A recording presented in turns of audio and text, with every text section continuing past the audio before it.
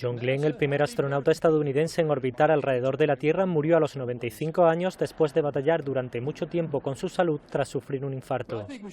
El gobernador de Ohio, John Kasich, informó de su fallecimiento a través de un mensaje de Twitter en el que lo erigió como héroe y pidió mirar al cielo para saludar sus extraordinarias travesías.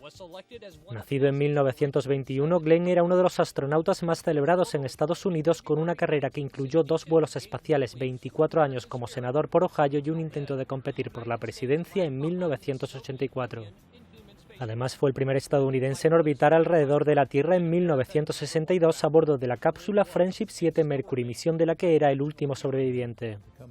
John Glenn volvió a hacer historia en 1998 al convertirse con 77 años en la persona más mayor en volar al espacio a bordo del transbordador Discovery. En 1999 recibió el Premio Príncipe de Asturias de España a la cooperación internacional, mientras que en 2012 Barack Obama le entregó la Medalla de la Libertad, el máximo honor civil del país.